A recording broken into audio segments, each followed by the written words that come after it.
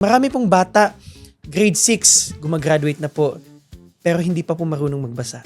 Now, what is happening now in many schools, yung shootings, violence, tingin ko it has something to do with reading comprehension. Maraming bata, maraming minor de edad ang napapaniwala sa mga fake news. And yung mga problem kasi na pwedeng maranasan ng bata as he grows up, doon yung nagsisimula sa paano siya. It's not just the children who are at fault here. No? We need to look at the community, the surrounding environment. Kasi sabi nga natin, it takes a village to raise a child.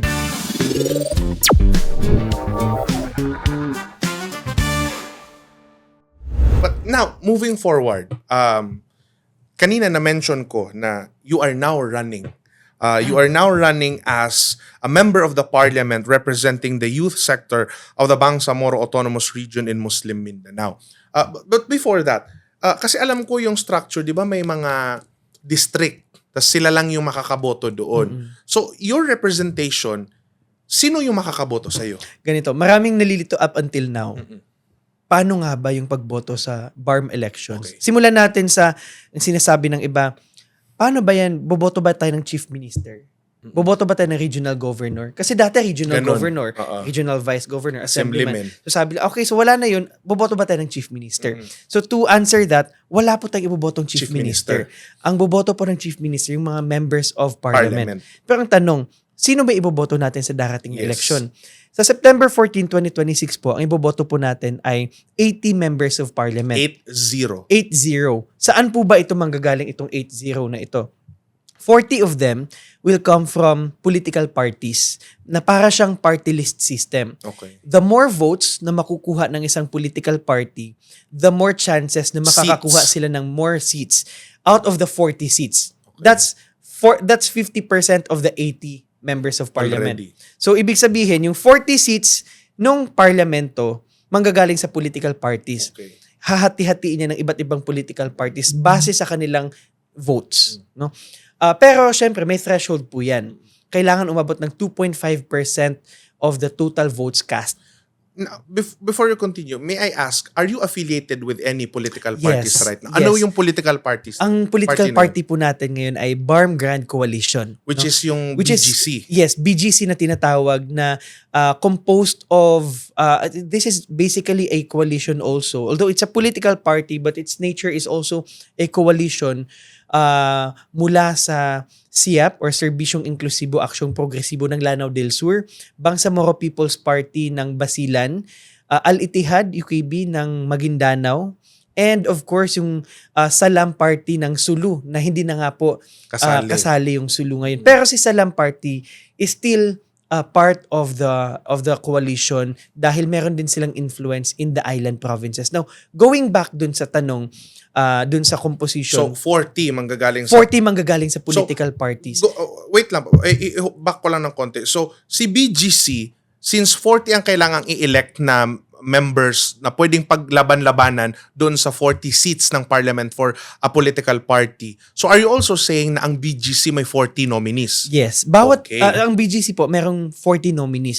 Basically, yung lahat dapat ng political parties, dapat may 40 nominees. Although, alam naman natin, hindi naman imposible, pero maliit yung chance na lahat ng 40 na nominees makakapasok. Okay. Pero, of course, nandiyan kasi papasok yung ibang political parties, no? So, the more votes, the better, no? Kasi mas makakasecure ng boto. Now, pangalawa, tapos na tayo sa 50%, that's 40 seats, yung 32 districts. Ito yung sa bawat distrito, merong isang district member of parliament na representative. So, there are 32 districts in the Bangsamoro. Itong 32 districts na ito, sa Lanao del Sur, meron tayong 9 districts, 9 parliamentary districts. Sa bawat distrito, again, isa po yung ating iboboto dyan. Now, dun naman sa pangatlo, ang pangatlo natin is yung sectoral na tinatawag. Ito madalas nakakaligtaan. Yung sa sectoral, meron tayong isang iboboto for ulama sector, isa for women sector, isa for traditional leaders, isa for youth, at dalawa para sa ating non-Moro settler communities. Yan yung sectoral. Yes. Then, again, itong sectoral na ito. How many seats again for sectoral? There are 8, pero sa darating na election, 6 po ang iboboto natin at large kasi yung dalawa will be coming from the indigenous people's communities. Okay. Which is sila lang yung magka-election So nun. now, you are part of the sectoral. Yes, we are running as youth sector representative. So sa balota, naka-indicate yun. Yes, darating po sa election, darating doon. Sa balota, pangalan po mismo So per natin. sector, andoon yung mga kakandidato doon sa sector na yon. Yes. So for example, kung ikaw nasa youth sector ka, youth sector and then pangalan mo at ng mga tumatakbo Yes, din. yes. So we At can isa lang ang isi-shade. Okay, so unlike sa BGC, unlike sa Political party, we just shade the party. the party. Oo. And then then covered na doon yung 40 nominees 40 niya. nominees na yon. Sa But district, for district, names din. names din. And sa district, ang makakaboto lang is kung ano yung nasasakupan nila. Yes. But Oo. for sectoral, buong Bangsamoro, Buong lahat BARM. ng registered voters. so sa lahat ng balotang inimprinta ng COMELEC, this coming Bangsamoro election, nandoon ang pangalan mo yes sa po. sectoral. Yes po. So, kailangan lang talaga na isa lang yung isi-shade doon sa Sa bawat sektor. sektor. Oo. Okay. Clarify po natin, bawat sektor, isa po ang isi-shade natin. Hindi po buong sektor, isa lang. No? Bawat sektor, isa. Tapos, So lahat ng sektor pwede kaming bumoto. yes, yun po yung sasabihin natin na How many kahit na sectors? hindi ka babae, boboto ka pa din ng women's Women's sector sec- representative. Ilang, Ganon din sa youth. ilang sector? There are 8 sectoral seats, pero ang sa darating na eleksyon, meron 6 tayong lang ang 6 pwedeng iboto. na pagbobotohan natin. So doon sa Ulama sector, Ulama. traditional leader, women, youth, at 2 non-Moro settler communities. So yung 6 na Tas, yon. yung 6 na yun, yung darating sa darating na eleksyon.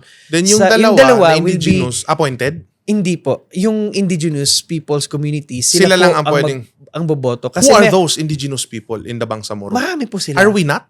Hindi Maranao, po. hindi ba part? Ito po yung mga non-Moro indigenous people's communities. O na part ng BARM. Yes. They may exactly. not be Muslim, but they are part of the indigenous In group. fact, some of them could be Muslims as well. Yes. Okay. Oo. Yung by ethnicity lang siya. Okay. Oo. So ito po, so mga Higaunon, mga Mm.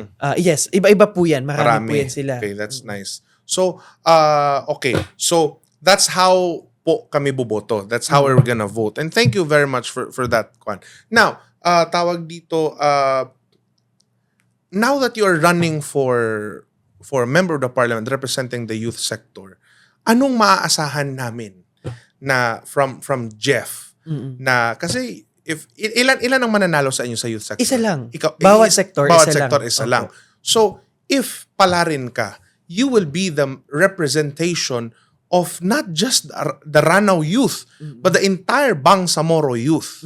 So, ano ang aasahan ng Bangsamoro youth sa isang Jeff Adyong? Well, our campaign has always been the same, no? Na patuloy na palakasin ang boses ng kabataang Bangsamoro para sa bawat Bangsamoro. And to do that, kailangan nating tutukan ng 3 bagay. Una, edukasyon, no?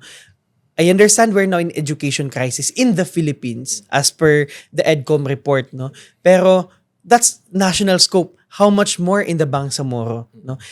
Minsan nga napapatanong tayo minsan parang we have autonomy in BARM, we have autonomy for MBHTE. But how is it working closely with the national government insofar as yung intergovernmental relations natin, no? Kasi kung titingnan, ito comparison lang just my observation, yung schools division superintendent minsan in outside BARM, minsan mas makapangyarihan pa siya sa SDS natin sa BARM. I mean, come to think of it, appointments and promotions. In other regions, sino bang nag-a-appoint? It's the SDS, Schools Division Superintendent, nag-a-appoint ng teachers, promotion, na dumadaan sa local school board upon recommendation. Sa case natin sa BARM, even if you have recommendations coming from local school board signed by the mayors, the supervisors, etc., inakyat sa Schools Division Superintendent, unfortunately, the division official still cannot appoint because the appointing authority is still in the ministry. And the problem here is, hindi naman lahat ng, kahit na siguro tayo yung ma-appoint sa MBHTE bilang minister, hindi natin siguro malalaman kung sino yung mga totoong tao sa bawat Exactly. lugar. That's why we need to localize. We need to, alam mo yun, kaya nga may autonomy tayo to decentralize. Tapos sa case natin, parang hindi masyadong decentralized.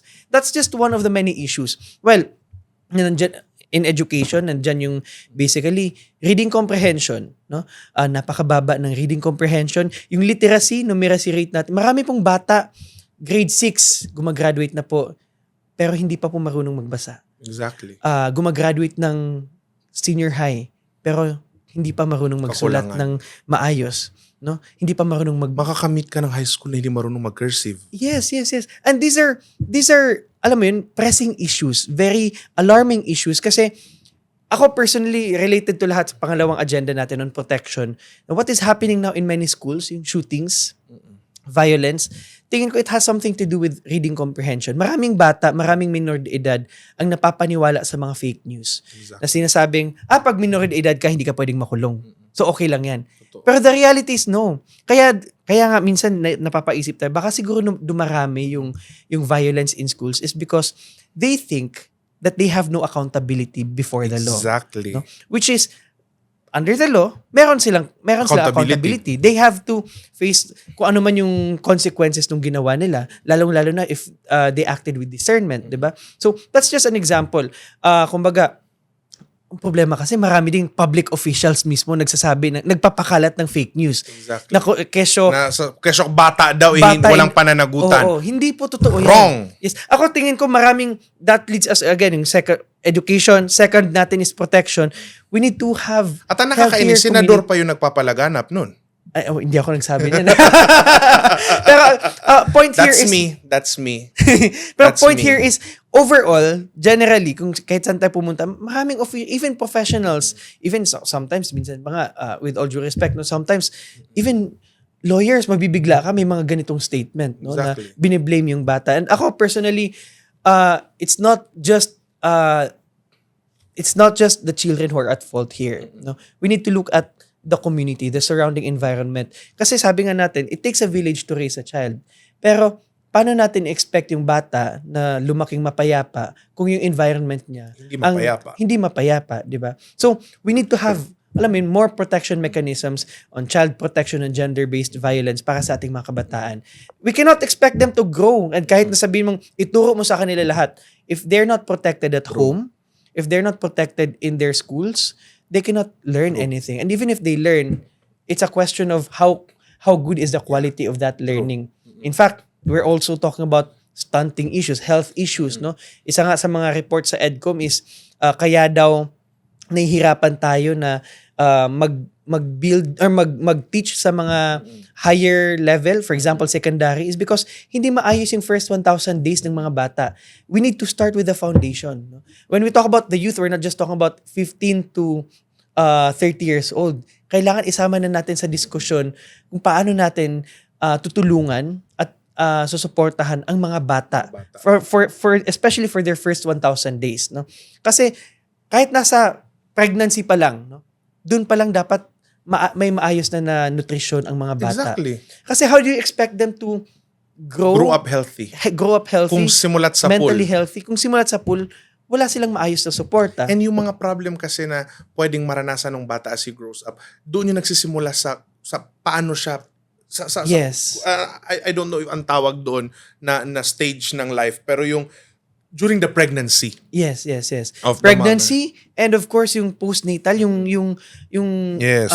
early stage, yung sinasabing ECCD, no? Early childhood and care development. Aside from that, sige, fast forward tayo. Aside from education and protection, assuming nandiyan na yung lahat ng opportunities, yan, pangatlong bagay, opportunities. We need to, balansehin na we're not just giving them education. We need to make sure na when they finish college or senior high school or postgraduate, may trabahong naghihintay sa kanila. Yes. Kasi isa yun sa mga problema eh. Ang dami nating professionals.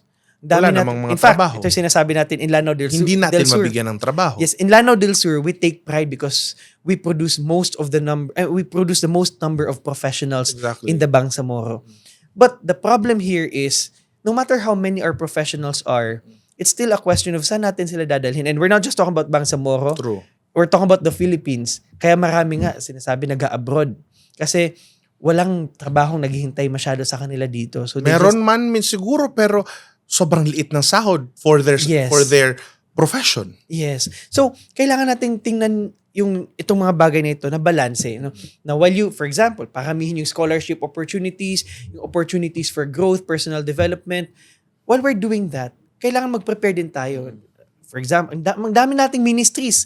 Nandyan yung Ministry of Labor and Employment, nandyan yung Ministry of, lahat ng ministries meron tayo halos, no? Pero yung trabahong hinihintay, when we say we need to create more jobs, dapat hindi ibig sabihin nito, we're just creating agencies, government Exactly. agencies. Yung sinasabi kasi minsan parang yung job opportunities meron tayo hanggang government lang.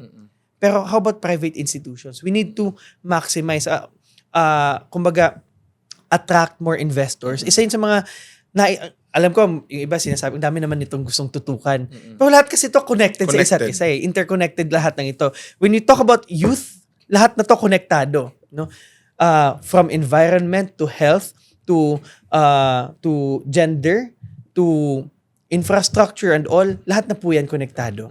In fact, especially governance, isa din po yan sa tinitingnan natin bilang kinatawan ng mga kabataan, nais nating makita na mas maging functional yung ating mga local government units in providing youth development programs. Importante po ito kasi doon dapat nagsisimula. We don't expect programs only from national government, regional government, provincial government. Not even the city or municipal government. It has to begin in the barangay level. From the barangay level, under the guidance, ito, isa din to sa ina-advocate natin, under the guidance of our local youth development officers. Hindi po lahat ng LGUs natin meron ng created plantilla position for local youth development officers. Importante po ito dahil sila po ay parang municipal local government operations officer na maliliit, little MLGOOs as we call them. Sila supposedly ang guidance, ang nag-guide sa ating mga SKs. Kaya yung sinasabing, how do we make sure na yung mga SKs natin ay functional sa barangay level? Kailangan tingnan din natin, may nag-guide ba sa kanila? True. Ang nag-guide sa kanila yung local youth development officers natin. Alhamdulillah, in the province of Lanao del Sur, out of the 40 towns, I'm proud to say na tinrabaho natin, we advocated na magkaroon tayo ng plantilla positions for the LGUs. And ngayon, I think there are more than 20 to 30 permanent positions na ng local youth development officers from across the 40 towns of the province. And gusto natin, sana buong Bangsamoro, lahat ng LGU, meron ng LIDO. MashaAllah, alhamdulillah. And Jeff, tawag dito, I would like also to make this manifestation. I would just like to address the public na kwentong lahat na lang is not publicly tawag dito campaigning for Jeff. This show is not, no? But I would like the very reason that I invited Jeff here is, of course, I would like to talk about yung youth development ng especially the leadership kasi he started as a barangay SK chairman until he was elected as member of the Sangguniang Panlalawigan as ex officio when he was elected as the SK president of the entire province of Lanao del Sur. But I would like also to state this na this show is open for everyone. Kasi now that ngayon ko lang po nalaman that this is the structure of election that we're going to have this September in the Bangsamoro, Jeff is the only candidate that I know in the youth sector. Now, if kung sino pa pong sector or even kung sino man yung makakalaban mo, Jeff, sa youth, we are open in this program na pag-usapan and kilalanin ka rin namin. Kasi yun po yung aim din naman ng kwentong lahat na lang na not just to focus on one person, on one topic, On one perspective, but we want to hear everything. Yes. Oo. But if you're gonna ask me personally, of course, that's my own. But I want our viewers na makilala kayo. And kung saan nyo balak dalhin ang Bangsamoro, lalo na po kayong kabataan. Kasi, to be honest, totoo yung sinasabi nila na it's hard to teach new tricks to an old dog. So, sino nga ba yung who will take the torch and lead us all the way? It's The youth. the youth. We are the bridge between generations. Exactly. So, 'di ba, parang now that you are here, I would like to pangning kukulutan la ibigay niyan ka sumasisinganin nakakamapian. Na everything is qadar ng Allah. So the judgment so kapakataban so kadato na lang unanan rakwallah. Pamana so tigira na panabnab na ran kad no dir kay ibigay wallah na din yan ka ibigay. Kas kanya ni kirak ko kadato nas kanya ni kirak sang kaya dunya. Now, ibigay ka Allah gina masisinganin kamapya. I have a few requests. And also for whoever wins and take a seat in the member in the parliament, in the Bangsamoro Parliament. Lagi ko tong sinasabi pa ulit-ulit na us in the Bangsamoro, since nabanggit mo yung education, sana magkaroon tayo ng how do you call, bill din ba ang tawag in the parliament, yung Yes batas, po. bill Parliament din ba? bill. Parliamentary bill. Okay. So, kasi kung makikita nyo sa ating educational system, when we were studying, we were bombarded by Philippine history Yes. since grade 1 up to high school and up to college. But do we know anything about our own culture, Exactly. our own history? I've only heard of the Battle of Bayang when I was College already, no, not even college, when I was already working in the National Commission on Muslim Filipinos. Kasi we never had a subject Yes. on Maranao history. Yes. So, Exactly. So my request is, can you pass a bill na ang Ministry of Education will have a curriculum where every Moro culture or group, like for example for Maranao, lahat ng kabataang Maranao sa buong Lanao del Sur will have a Maranao history. Yes. For Maguindanao del Sur and Maguindanao del Norte, they will have their own in elementary, ituro sa kanila ang Maguindanao history, ang Tawi-Tawi history, the Sama history, the Basilan history, 'di ba? Kasi how can we move forward if we don't even know who we are? Exactly. Yung sinasabi nga natin na yung history po kasi, it's very important. Yung iba sinasabing dagdag subject lang yan. Pero actually, this shapes who we are. Our values is rooted from our history. And personally, ito po, isa po yan sa ina-advocate natin na sana magkaroon ng localized history. Ngayon, meron ang MSU, Mindanao State University. Meron po silang itinuturo na Bangsamoro history as part of the curriculum. However, ako tingin natin dapat magkaroon talaga ng localized history. Kasi Bangsamoro history, although that's good kasi lahat na yan siya, pero dapat merong deeper localized. I remember when I was the first time I thought about this is when I was in Cebu. We had a subject on Cebuano history. Understanding the history of Cebu all throughout sa political science. And sobrang pamanap, kasigita in Maranao. Kasigita, sira na dirang yun di pagana din. True. That time naalala ko pa, there was a mention of Moro pirates, Diba? to which I reacted to my professor back then and said, baka naman kasi tinawag silang Moro pirates because merong kasunduan ang Sulu Sultanate at ang Raja ng Cebu, Mactan, na ipaglaban at protektahan ang mga islands na ito. And the moment that they were coming to the islands, they thought they were pirates when in the first place they were coming in to protect them from the invaders which are already there. Now, balik tayo dun sa sinabi mo nga na sana merong mga Maranao history. Yes. Ito, sinisimulan na natin to, although hindi sa school, pero sa ilang mga programs na meron tayo, we always invite, shout out to Professor Termizi Abdullah, we always invite professors of history to discuss to us the history of Lanao del Sur. It's good to discuss Bangsamoro history, but we also need to discuss the different histories of our respective ethnicity. Kasi tawag dito, board, hindi ko kailangan malaman sino si Genghis Khan. Okay na sa akin na isang beses ko lang malalaman. But I need to know who I am. Sino si Amay Pakpak? Sino si Amay Pakpak? Sino si tawag dito? Sino ba tong mga raha na to, mga sultan na to, 'di ba? Ano ba yung Quran ng Bayang na ninakaw na kinuha sa atin, 'di ba? Yung language na meron, yung script na meron tayo which is Kirim. Diba? So parang different from Arabic. Gusto ko elementary, meron na yan. Yes, nang malaman natin na part parang of the formative years dapat yan. Tapos elementary, localized history. Yes. High school, yung Bangsamoro history na paano na-introduce ang Islam in the Philippines? Sino yung nagdala ng Islam in the Philippines? Where did those, Muslim scholars first landed, diba? Again, natutunan ko ang lahat ng yan. I'm already working in NCMF, in the National Commission of Muslim Filipinos, and when I was taking my master's in Islamic Studies in UP Diliman, na sa Tawi-Tawi pala unang dumating ang Islam. Si Sharif Kwan pala, Makdum. Sharif Makdum pala ang may dala ng Islam.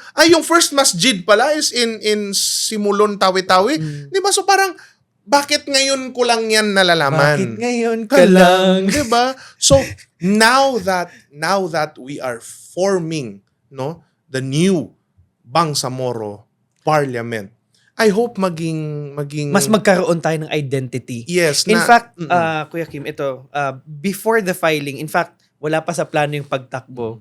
May ibang kwento yung pagtakbo ko. Pero bago pa napasok sa kwento yung pagtakbo ko, pag-file ko as Member of Parliament, there's this one post I had in my official Facebook page about my stance in calling Lanao del Sur as Ranao. Ranao. Kasi, personally, ito, take ko talaga to ever since this is consistent, no? Since 2018 po, lahat ng programa ko bilang SK, lahat ang tawag ko Ginagamit sa mo, Ranao. Ranao, hindi Lanao del Sur or Lanao. Personally, I use that because I think that's the real word we need to use. That's our identity, Ranao. Dap ka nagkakumangalok sa tiro ni Rana, giingid tanwa Lanao. Kanaba, Lanao del Sur, from the words itself, papakinggan mo, very colonial. No? Maguindanao del Sur, Maguindanao del Norte, Lanao del Sur, Lanao del Norte. But is that really how our forefathers called it? No? There are recent efforts now in the Maguindanao area calling some municipalities or areas, or I think the province, Buayan, something like that. Or Kasi it's how their ancestors call it. yes. And ako personally talagang ina-advocate natin na dapat ipangalan natin sa mga probinsya natin, sa mga communities Yung natin, yung totoong pangalan nila. And let's advance yung our local lithography and orthography, no? Kumbaga, for example, Ranao, yung correct spelling. Paano ba dapat yung correct spelling ng Ranao, ng pag nagsulat ka ng Ranao? In fact, ito, popularized na ngayon yung baybayin in the Philippines. Pero more than the baybayin, we also have our own, which is Kirim. No, the Kirim script, which we need to, alam mo yun, kailangan pang pondohan para pag-aralan at i-develop further. We need to have more support. Ito, yung iba sinasabing research lang yan. Pero, aanhin daw natin yung research. Nakakain ba daw yan? No? Sabi nila. Alam mo, recently, I've realized na, do you know that other companies and even government agencies spends hundreds of millions just Yes, for research? exactly. Kasi importante ang research. Diba? Kasi, para po sa kaalaman ng lahat, yung research po kasi, alam po natin, yes, hindi po siya nakakain immediately ngayon. Pero, kapag kasi yung mga solusyon, yung mga polisiya, mga programang ginagawa ay nakaayon sa mga research, nakaayon sa mga pinag-aralan na, mas malaki yung chances na epektibo ito. Mas para siyang gamot. For example, hindi ka naman iinom ng gamot na hindi pinag-aralan. Ganon din po sa mga problema na meron ng bayan. tayo sa bayan. Kailangan ang gagamitin nating solusyon, yung mga pinag-aralan ng solusyon. Di niyo kuna nga na research, kaso kabasang kaya board, lagi do bulong. Oh. Pamana, pag inom ka sa bulong, Kapag-study. kapag-study, pag-nadi.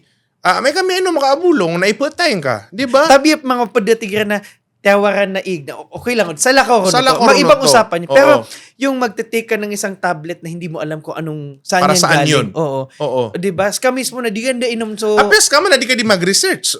Oh, Imanto, na di nga lang ka sa Google. Iman sa Google ka, chat GPT. Gira di nga Is subot it na safe? naman, di ka di mag-research. Pero nga di importante sa research. Gira naman na bulong ini bugir ka na, di ba? Kung Google na ka, tunay niya bulong. Pero naka di importante sa research. Di ba? So, I think it's about time that we also step up. Yes. Oo. Ang daming, in fairness, ang dami ng efforts ng Bangsamoro. From the regional government down to the provincial governments to the local governments. In fact, actually, believe ako kasi maraming programang ginagawa ang bawat LGU, ang bawat level of government. But it's a question of, are these all part of a greater plan? No? Nasaan ba tayo sa, kumbaga kung may blueprint tayo, nasaan na ba tayo ngayon? Sa mga solusyong ginagamit natin, mga programs, projects, activities na in-implement natin, nagkaroon na ba tayo ng assessment Kamusta na ba to? Effective ba siya o hindi? For sure, yung iba, merong ginagawang ganun. Pero to what extent are we utilizing the assessment results? True. Minsan for compliance. Ay, tabi, no? This is what is sad about government sometimes. Sige, ni-require tayo ng HR. Kailangan daw, Gawin. or ng planning office. Kailangan daw natin Gawin. ng gawin. Sige, bigay nyo to, distribute nyo to. After the event, ipa-fill out nyo yung participants nito. Pero after that, what happens next? What happens to the result of the assessment? Do we use that for the next activities? For some, yes, they use it. Pero, yung iba hindi. In the same way, for example, yung mga researches in universities, bilang college graduate din before na nag-undergo ng thesis, guilty tayo nito. Alam mo yung parang pinaghirapan mo yung thesis mo. Tapos may nakalagay pa, recommendation to the community, Yes. recommendation to the government, recommendation to the this and that. Pero yung mga taong gusto mo, yung mga taong pagre-recommendan mo ng thesis mo, dumating ba yun sa kanila? Diba? Umabot ba yun sa kanila? And sayang yung galing at talino ng bawat estudyante na yung effort nila, dugot pawis na ginamit nila. After man the lang- thesis, yung sinasabing after thesis defended, tapon agad. True. Okay na. Kalimutan Pero na. sayang pinaghirapan sila. Lalong-lalo na yung mga nasa masters and postgraduate talaga. Na maraming thesis dyan, tinitingnan natin yung thesis, parang document lang yan. Pero yung mga document na yan, that could shape the future. Of your communities. Totoo. How do you think we've arrived in this era if walang research? Yes. 'Di ba? We became, we are now dealing with the technological advancement and the era of AI. Yes. And all of those were developed through research. 'Di ba? Now the richest man on earth, Elon Musk, the first trillionaire, 'di ba, na he reached that level of wealth because of his company na SpaceX, and Yes. it's all about research. Yes. Yung sinasabi mong walang kwenta yung research, ayun, naging trillionaire siya because of research. And we're Diba? not just talking about technologies. Even in agriculture. Agriculture. Isa din yan iba sinasabi, bakit kayo nag-spend ng millions in agriculture? I remember there was a previous Senate hearing on budget hearing years ago siguro yata. May isang senator na nagsabing, aanhin ba natin yung research? Nakakain ba yan? Kahit ako siguro na matalino, hindi ko Tingnan makakain mo, yan, sabi niya. Kita mo, kahit congresswoman, di siya nanalo. Ako lang po yung nagsabi nun, hindi po siya. Ako Hindi lang. po ako nagsabi nun. Pero again, point here Ako is... nagpagawa ng kalsadang ito. Pero point here is, di ba nga, parang where agricultural lands in the Bangsamoro especially, Lanao del Sur, Maguindanao, especially these mainland Bangsamoro, very agricultural. Now, since very agricultural, yun yung tanong, anong support ba ang naibibigay natin on the agriculture aspect? Well, alhamdulillah, meron tayong mga efforts mula sa MAFAR, sa ating mga local government units. Pero, again, it all boils down to, do we have enough funding for the research? Pondo din naman pinag-uusapan natin. Allow me to mention this since pinag-uusapan natin kanina education.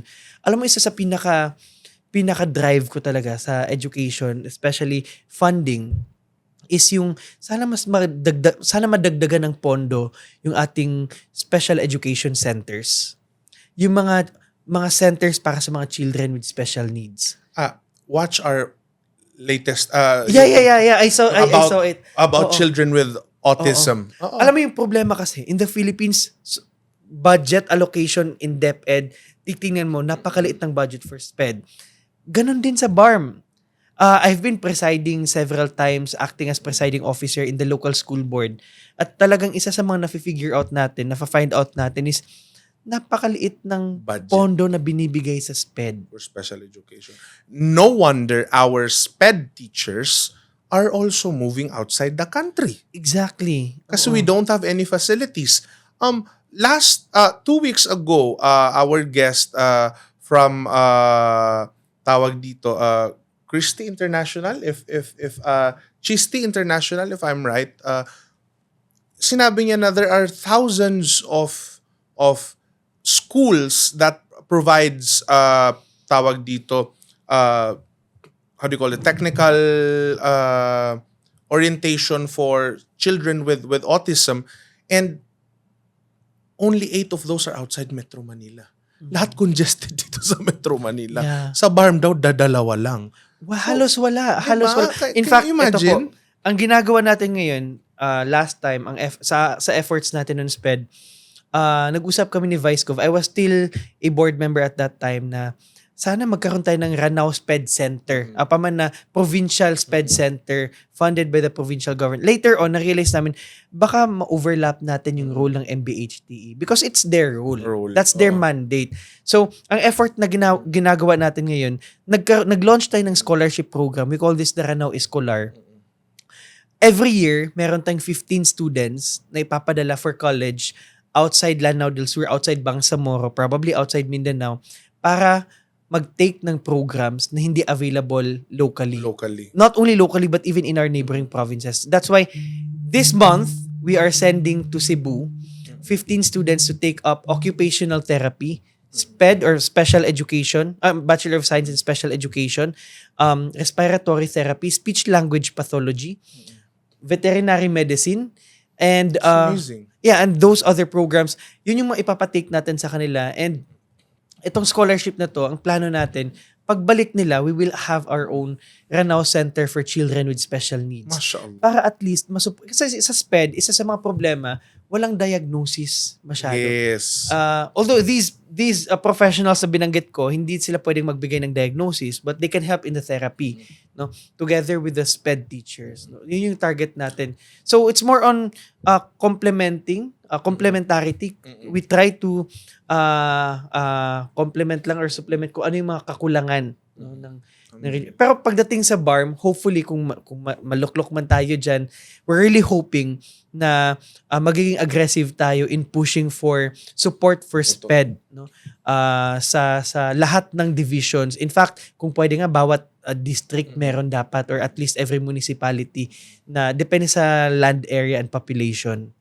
Ayan, so Jeff, grabe, no? Nakadalawang oras tayo pero feeling ko bitin pa rin tayong Ang dami natin dalawa. pinag-usapan. Ang dami nating napag-usapan. And thank you very much, no? Maraming salamat And din. Jeff, pagpatuloy mo yung ginagawa mo kasi mashallah, maraming mga kababayan natin yung makikinabang and we need people like you, no? Whether kahit saan ka man ilagay, kung asan ang kader ng Allah, please never stop, no, doing what you do.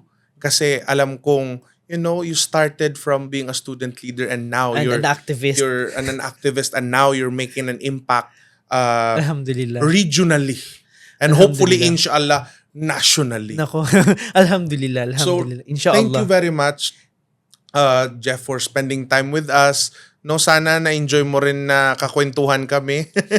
Maraming salamat. It's my Maraming pleasure. My salamat. pleasure. Thank you very much. Oo. Alhamdulillah. So, dun lang siguro, for the last time, I would like to say this. Sana po sa darating na September 14, 2026, lahat po tayo bumoto. Lumabas at bumoto. Lumabas at magsumikap. Lumabas at maniwala na meron pang pag-asa sa ating Bangsamoro, sa ating bayang Pilipinas. And most importantly, patuloy nating palakasin ang boses ng kabataang Bangsamoro para sa bawat Bangsamoro. Wabillahi taufiq wal hidayah. Assalamualaikum warahmatullahi ta'ala wabarakatuh. Waalaikumsalam warahmatullahi ta'ala wabarakatuh. Ayan po, ngayong darating na September 14, ipakita natin ang boses at kapangyarihan ng Bangsamoro bilang pagluluklok sa mga tamang leader ng ating bayan. Maraming salamat. Again, thank you very much, Jeff. Thank you very for much. being with us. Ayan po. So, isang episode na naman po. Actually, dalawang episode po itong ating natapos ngayong araw dahil ito po ay naging 2 oras. So, we will be playing this for 2 episodes. Ayan, alam na ng ating mga kakwentuhan. They know the drill. So, maraming salamat. Ana, we missed you here. Ate Ana. Oo, we missed you. Ayan, kasama natin, Ana, si Jeff, no? So, hopefully, next 2 weeks, no? Kasi this is going to be a 2 weeks tawag dito. This will air this Saturday for the first part and then the next part will air on the next Saturday. And hopefully po, makakasama na po natin ulit si Ana sa ating mga susunod na programa. Kaya ayan po, muli, binubuksan ko po ang aming tanggapan. Ito pong kwentong lahat na lang sa lahat po ng ating mga magbabalak tumakbo ngayong paparating na Bangsamoro Parliamentary Election. At para marinig po namin ang inyong boses at marinig ng ating mga kakwentuhan kung ano ang dala ninyo para sa Bangsamoro. Muli, ako po si Dato Kim at sa ngalan po ni Ana, ito ang Kwentong Lahat na Lang. Bye-bye!